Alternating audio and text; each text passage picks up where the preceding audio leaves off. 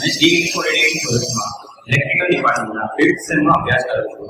આ અમારો એસજીપીનો micro project છે જેનો ટોપિક છે Scattering and methods to remove scattering in electromagnetic attraction type radiation. આજે આપણે જાણીશું what is scattering. Scattering basically relay જે કોન્ટેક્ટ હોય છે એ ઓન ઓફ થાય છે શોર્ટ ટાઈમ બહુ વાર તેને કહેવામાં આવે છે. હવે જે રિલેના કોન્ટેક્ટ હોય છે તે બેઝિકલી ફિક્સ પોઝિશનમાં રહેવા જોઈએ, જે કે રિલેના ચેકિંગના કારણે વાયરલી ઓપન અને ક્લોઝ કન્ટિન્યુઅસલી થયા રહે છે. તો આનાથી જે રિલેની પરફોર્મન્સ હોય છે તેની અંદર અસર થાય છે, જેથી ઇરેગ્યુલર બને છે અને બીજું અનસ્ટેબલ. તો એની અંદર તમે મોટરની કંટ્રોલ સર્કિટ છે જે રિલેના ઓન સિગ્નલથી કંટ્રોલ કરે છે. હવે આપણે રિલે ચેક કરવું હશે તો જે મોટર છે તે કન્ટિન્યુઅસલી ઓન ઓફ થશે વિધિન સેકન્ડ્સ. તો એના કારણે જે મિકેનિકલ લોડ ઇન્ડ્યુસ થઈ જશે તેમાં પણ ઓન ઓફ થશે અને તે પણ ડેમેજ થઈ શકે છે. તો આનાથી આપણને ખબર પડે છે કે જે રિલે ચેકિંગ છે તે ખાલી સાઉન્ડ પ્રોબ્લેમ જ નહીં, એક પરફોર્મન્સ પ્રોબ્લેમ. તમે જોશો તો નોર્મલી ચેકિંગ છે તે ઇલેક્ટ્રોમેગ્નેટિક ટાઈપ રેડિયેશન એમાં પણ એટ્રેક્શન ટાઈપમાં જોવા મળે છે. હવે તમે જો એને આઈડેન્ટિફાઈ કરવા માટે બીજી પણ એક રીત કે જે રિલે વચ્ચે જે ચેકિંગ થશે તે ટાઈમે એનર્જી બઝિંગ કારણ એક કરીને અવાજ આવશે. તો એનાથી તમે એને આઈડેન્ટિફાઈ કરી શકો. આ નોર્મલી જે રિલે હોય છે એના આર્મેચરના વાઇબ્રેશનના કારણે આઉટ થશે. પ્રોટેક્ટેડ પોઈન્ટ ઓફ વ્યૂ જોઈએ તો ચેકિંગ છે તે ડેન્જરસ છે, જેથી એ સ્ટેબલ રહેતું નથી. કોઈ વાર આપણે ઓન થાય છે, કોઈ વાર ઓફ થાય છે. તો પ્રોટેક્શન સિસ્ટમની અંદર જ્યારે ઝડપનો અને રિલેની જરૂર હોય છે તો એ ઓપરેટ થતી નથી, અને જ્યારે અમુક રિક્વાયરમેન્ટ નથી ત્યારે પણ રિલે ઓપરેટ થઈ જતી છે. તો આના કારણે જે સિસ્ટમ છે અનરિલાયબલ બને છે. રીઝન ફોર ચેકિંગ, તો કે ચેકિંગ કેવી રીતે થાય છે તો કે એની અંદર જ્યારે આપણે રિલેની કોઇલને એસી વોલ્ટેજ આપીએ છીએ ત્યારે એની અંદર મેગ્નેટિક ફ્લક્સ પ્રોડ્યુસ થાય છે. એની જે મેગ્નેટિક ફ્લક્સ પ્રોડ્યુસ થાય છે તેની ખાસિયત હોય છે કે તે કન્ટિન્યુઅસલી એની ડાયરેક્શનને ચેન્જ કરે છે, એટલે કે નેગેટિવ થી પોઝિટિવ અને પોઝિટિવ થી નેગેટિવ.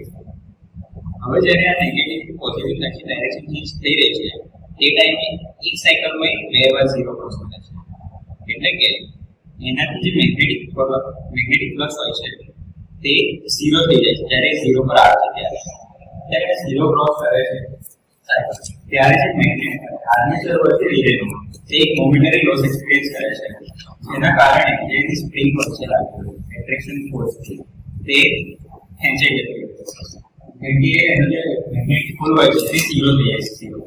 હવે જ્યારે ફરી એનું મેગ્નેટિક જે છે તે રાઇઝ થશે તો જ્યારે આ ઝીરો ક્રોસિંગ થાય છે તે પોઈન્ટ ઉપર આર્મેચરનો જે મેગ્નેટિક પુલ હોય છે તે ઝીરો થઈ જતો હોય છે. એના કારણે જે આર્મેચર છે તે મોમેન્ટરી લોસ એક્સપીરિયન્સ કરે છે મેગ્નેટિક પુલમાં. તેનાથી જે સ્પ્રિંગ હોય છે તેને પાછું ખેંચવામાં આવે છે, અને જ્યારે નેક્સ્ટ હાફ સાયકલની અંદર જે વોલ્ટેજ છે તે રાઇઝ થાય છે તેનાથી મેગ્નેટિક પુલ પણ પાછો એટ્રેક્ટ કરે છે. એનાથી જે રિલેનું આર્મેચર હોય છે સ્પ્રિંગ હોય છે તે પાછી હોય છે તે પાછી પુલ થઈ, અને નેક્સ્ટ હાફ સાયકલની અંદર જ્યારે ફ્લક્સ ફરીથી રાઇઝ થાય છે તો આર્મેચરની સ્પ્રિંગ પાછી એટ્રેક્ટ કરે છે. આનાથી આપણે જોઈ શકીએ છીએ કે જે આર્મેચર છે તે કોન્ટિન્યુઅસલી મૂવ થયા કરે છે, અને નેટ વસ્તુ આપણે ચેક કરી આને જોઈએ તો કે આપણે જોયું કે જે આર્મેચર છે કોન્ટિન્યુઅસલી મૂવ કરે છે ઇલેક્ટ્રોમેગ્નેટ અને સ્પ્રિંગ કરે છે. આ જે મૂવમેન્ટ છે તે કોન્ટિન્યુઅસલી રિપીટ થાય છે એક સાયકલમાં બે વાર.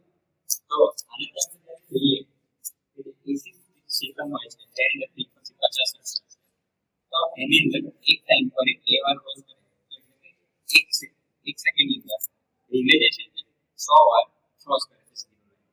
આનાથી જે રિલે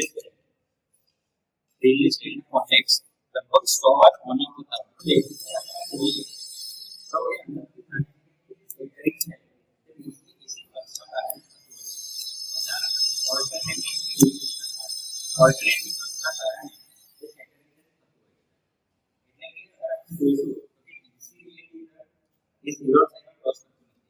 એ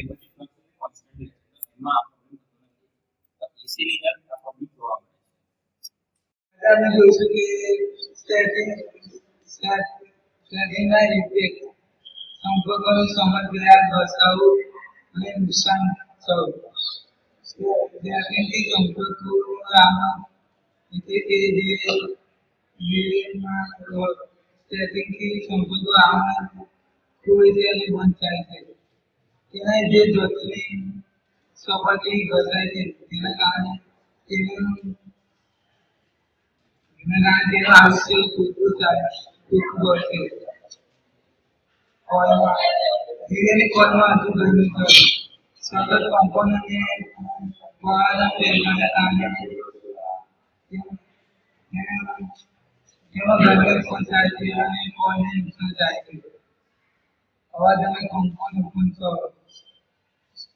સ્ટેટિંગ અગત્ય મેકેનિકલ કંપન અને જતના અસંબંધી અવાજ ઉત્પન્ન થાય છે.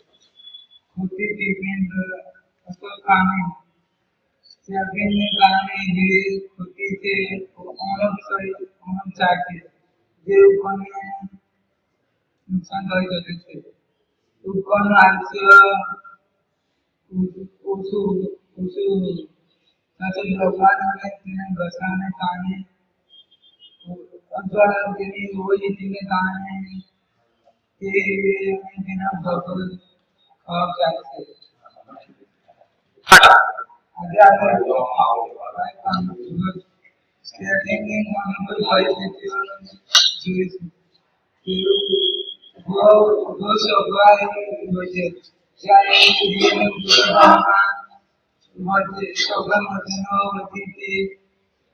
તેની કોઈને સૌભાગ્ય મળતું નથી. પરિણામે રિલેને સંપર્ક આમાં ઓપન થાય છે અને વન ફૂલ સાથે આ પ્રક્રિયાને સ્ટેટિંગ કહે છે.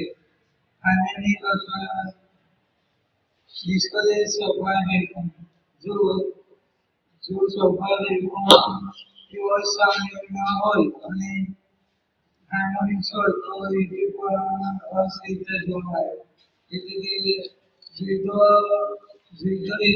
જીતો સૌભાગ્ય ચોરીના જીતો દેશી સૌભાગ્ય ચોરી ના મળે. આ સ્થિરતાને વિલેમાં કાર્ય પર અસર કરે છે જેના કારણે સ્ટેટિંગ ચાલશે. વિલેમાં આપણે મેકેનિકલ કંપન જ્યાં ફિક્સડ હોય ત્યાં જો મશીનરીમાં કંપન થાય તો તે કંપન આંતરિક ભાગને નુકસાન કરે છે. તેનાથી તેના સંપર્કો હોય છે. ગામમાં સફાઈ વર્તીમાં ભેગા થવા. જ્યારે સફાઈ વર્તીમાં બધા થાય ત્યારે રહે છે. આ કારણે એના સંપર્કો અસર થાય છે. Consequences. આજે આપણે જોઈશું ચેલેન્જમાં થતા consequences. આજે આપણે એક વેરી ઇમ્પોર્ટન્ટ ટોપિક ડિસ્કસ કરવા જઈએ છીએ. Consequences of challenge in electromagnetic attraction type theory. પહેલા આપણે જાણી ચૂક્યા છે કે ચેલેન્જ શું છે. જે એક રિપીટેડ વાઇબ્રેશન છે of the armature due to AC supply ની flux vibration. હવે આપણે સમજીશું કે આ ચેલેન્જના ઇફેક્ટ યા consequences શું થાય છે on radio function and operation system.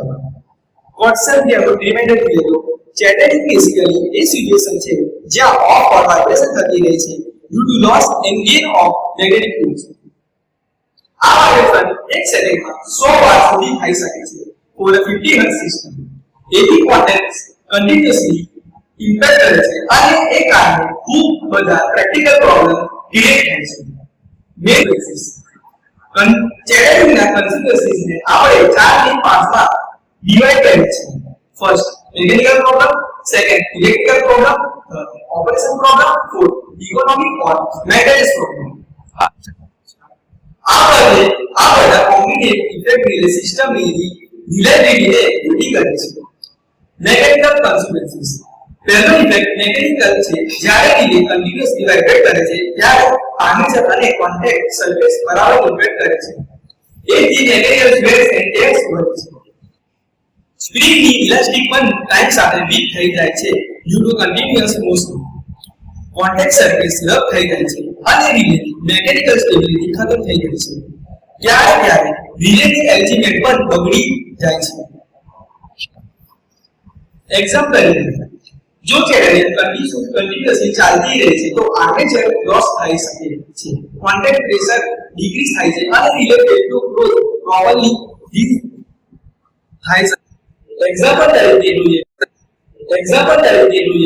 તો જો ચેનલ કન્ટિન્યુઅસલી ચાલતી રહે છે તો આર્મેચર લોસ થઈ શકે છે, કોન્ટેક્ટ પ્રેશર ડિક્રીઝ થાય છે અને relay fail to close properly થઈ શકે છે. જો કન્ક્લુઝનમાં મેકેનિકલ રેટ્સ વધે રિલે ટાઈપ શોર્ટ થઈ જાય છે. Electrical consequences. હવે બીજો ઇફેક્ટ ઇલેક્ટ્રિકલ છે.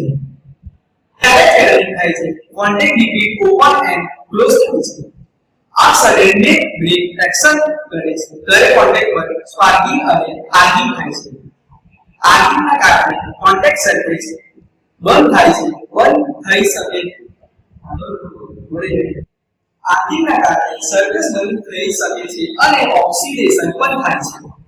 આ કોન્ટેક્ટથી રેઝિસ્ટન્સ ઇન્ક્રીઝ થાય છે અને કરંટ પ્રોપરલી ફ્લો રિઝલ્ટલી ઓપરેશન અનરિલેટેબલ બને છે. એક્સ્ટ્રા આર્કિંગથી વોલ્ટેજ સ્પાર્ક પણ જનરેટ થઈ શકે છે જે નિયરબાય ઇલેક્ટ્રોનિક સર્કિટને ડેમેજ કરે છે. એથી ઇન્સ્યુલેશન બ્રેકડાઉનની ચાન્સ પણ વધે છે. So electrically charge generating use કરે છે આર્કિંગ સ્પાર્કિંગ ઓવરહીટિંગ અને insulation. Operational consequences. Third category operational કરે છે તેના કોન્ટેક્ટ અનસ્ટેબલ બને છે. આ કારણે relay fails false speed or failure to treat કરી શકે છે. ફોર એક્ઝામ્પલ જોઈએ તો પ્રોટેક્શન રિલે સિસ્ટમમાં ચેનલિંગ હોય તો સર્કિટ બરાબર આઇસોલેટ નથી થતું. એથી મોડેલ ટ્રાન્સફર પ્રોટેક્શન નથી કરતો ટાઈમ. ક્યારેક ચેનલિંગ કરે કંટ્રોલ સર્કિટમાં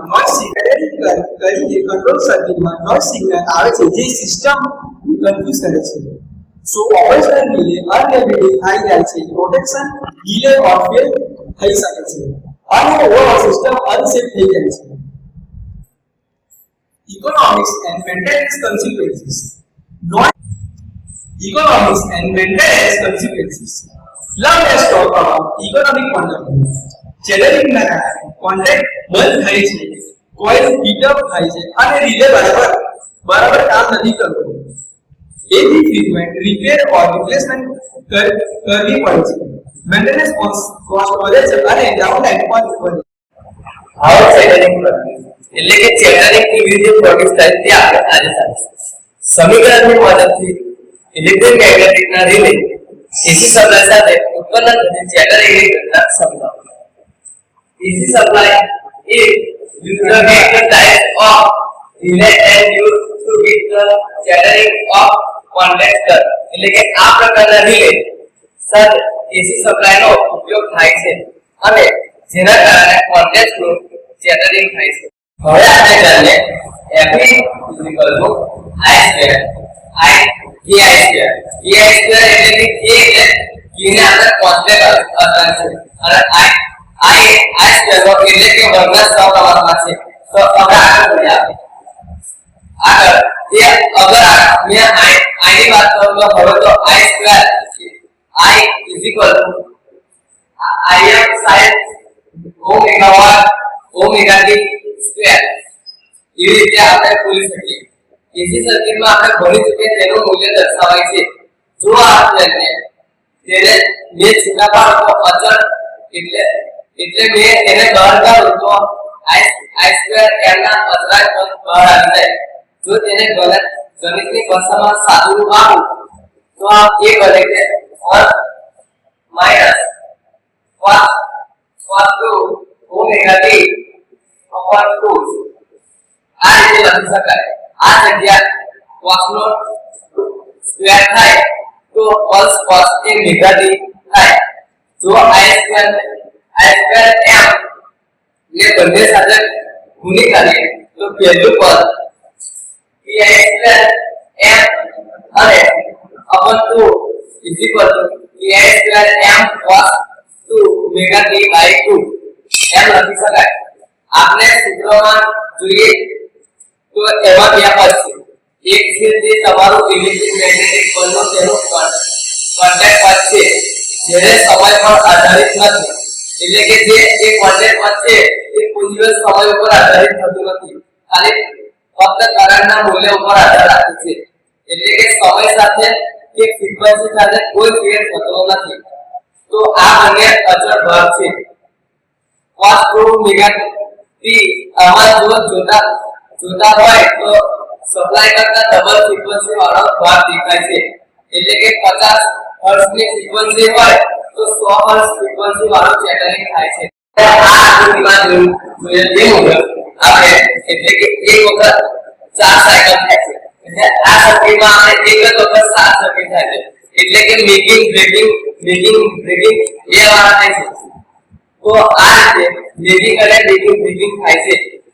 એસી સપ્લાયના લીધે તેના માટે જવાબદાર હશે, એટલે કે આ તાર માટે જવાબદાર એસી સપ્લાય હશે અને તે ડબલ ફ્રીક્વન્સી વાળો કોમ્પોનન્ટ છે અને તેના લીધે ઘસાય છે અને તેના ઉપર સ્પ્રિંગ થશે અને જેના કારણે કાર્બન જમા થશે. એટલે કે આ સર્કિટમાં આપણે જોઈએ તેમાં ફ્રીક્વન્સી કોમ્પોનન્ટ છે, તેના લીધે એમાં ઘસાય છે અને તેના લીધે સ્પાઇરિંગ થાય છે અને તેના કારણે એમાં કાર્બન જમા થાય છે અને તેના માટે વધારે તકલીફો ઊભી થાય છે. એટલે કે વધારે તકલીફો એના માટે ઊભી થાય છે. હવે આ આપણે જે સૂત્ર સમજ્યા તે આમાં બધું દર્શાવેલ છે. હવે નીચે જોઈએ તો about equation shows the three are two components of electromagnetic force.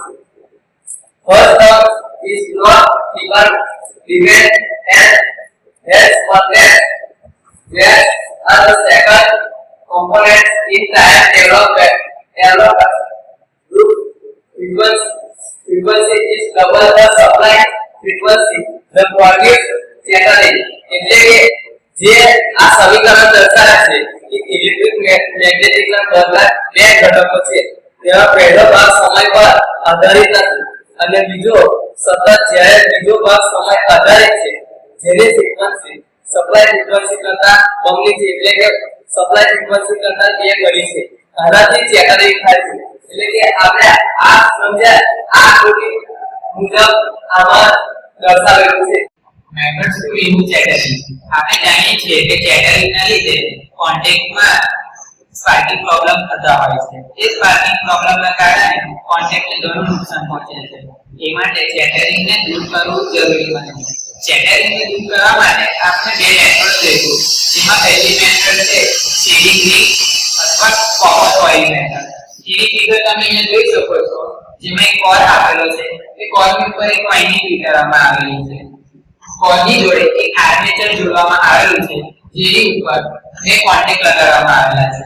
આર્મેચરની નીચે એક સ્પ્રિંગ પણ લગાડવામાં આવેલી છે. પહેલી મેથડ જોઈશું જેનું નામ છે શેડિંગ રિંગ અથવા કોપર કોઇલ મેથડ. જેમાં શેડિંગ રિંગને ઇલેક્ટ્રોમેગ્નેટિક રિલેના એક પોલ ફેસના એક સાઈડના ભાગ પર ફિટ કરવામાં આવે છે, જેના લીધે બે ફ્લક્સ ઉત્પન્ન થાય છે. પહેલું અનશેડેડ ભાગનો ફ્લક્સ અને બીજો શેડેડ ભાગનો ફ્લક્સ. જ્યારે એસી પ્રવાહને આપણે મુખ્ય કોઇલમાંથી પસાર કરીએ છીએ ત્યારે તેમાં ફેરફાર કરતા ફ્લક્સથી ઇન્ડ્યુસ કરંટ ઉત્પન્ન થાય છે. એક ઇન્ડ્યુસ કરંટ એક સહાયક ફ્લક્સ ઉત્પન્ન કરે છે, જે મુખ્ય ફ્લક્સ કરતા લગભગ 90 ડિગ્રી લેગ એટલે કે પાછળ હોય છે. બંને ફ્લક્સ મળીને કુલ ચુંબકીય ફ્લક્સ બનાવે છે, જે ક્યારેય શૂન્ય થતો નથી, ભલે મુખ્ય ફ્લક્સ શૂન્ય થઈ જાય. ચુંબકીય આકર્ષણ સતત રહે છે અને આર્મેચર સતત ખેંચાયેલું રહે છે, જેના કારણે ચેટરિંગ અટકાય છે. આ મેથડના ફાયદા એ છે કે આ મેથડ સરળ અને વિશ્વસનીય છે, વધારે ઇલેક્ટ્રોનિક સાધનોની જરૂર પડતી નથી અને આ મેથડ દ્વારા આપણે સતત અને સ્મૂથ ચુંબકીય આકર્ષણ મેળવી શકીએ છીએ. આપણે બીજી મેથડ જોઈશું જેનું નામ છે કન્ડેન્સર મેથડ, જેમાં એક કેપેસિટરનો ઉપયોગ કરવામાં આવે છે. આપણે ફિગરમાં જોઈ શકીએ છીએ કે આ ફિગરમાં બે વાઇન્ડિંગ કાઉન્ટ કરવામાં આવેલી છે, જેમાં એક વાઇન્ડિંગ ની સિરીઝમાં કેપેસિટર લગાવવામાં આવેલું છે અને એક કેપેસિટર જે રિલેની વાઇન્ડિંગ હોય છે તેના પેરેલલ એટલે કે સમાંતરમાં જોડવામાં આવેલું હોય છે. કેપેસિટર કરંટના અચાનક ફેરફારને ફિલ્ટર અને સ્મૂથ કરે છે. તે વોલ્ટેજના અચાનક વધારા અને ઘટાડાને પણ સમાન બનાવે છે, જેના કારણે રિલેની કોઇલમાં વહેતો કરંટ અચાનક ઘટતો કે વધી જતો નથી. આર્મેચરનો ચુંબકીય આકર્ષણ સતત રહે છે અને ભલે થોડા સમય માટે સપ્લાયમાં ખલેલ એટલે કે વિક્ષેપ થાય. પરિણામે વીક એટ્રેક્શન ફોર્સિસના લીધે કોન્ટેક્ટ ગુંજાતા નથી અને ચેટરિંગ દૂર થાય છે. આ મેથડના ફાયદા એ છે કે ટ્રાન્ઝિયન્ટ સમયે પણ વિશ્વસનીય કામ કરે છે અને ઇલેક્ટ્રોનિક રિલેમાં પણ ઉપયોગી બને છે. આ પરથી આપણે કન્ક્લુઝન જોઈએ તો ચેટરિંગ એ રિલે પરફોર્મન્સ અને લાઈફસ્પાનને ઘટાડે છે, માટે તેને દૂર કરવું જોઈએ. આપણે જો ચેટરિંગને દૂર કરીએ તો સિસ્ટમની રિલાયબિલિટીમાં ઇમ્પ્રૂવ થાય છે, એટલે કે રિલાયબિલિટી સારી મળે છે. આપણે જોયું કે સીડીંગ મેથડ અને કેપેસિટર મેથડનો આપણે જો યુઝ કરીએ તો સ્મૂથ અને સ્ટેબલ રિલે ઓપરેશન આપણે મેળવી શકીએ છીએ. આપણે જો રિલેને પ્રોપર ડિઝાઇન અને મેન્ટેનન્સ કરીએ તો ચેટરિંગના જે ડિફેક્ટ્સ હોય છે એને એલિમિનેટ એટલે કે એને દૂર કરી શકીએ છીએ.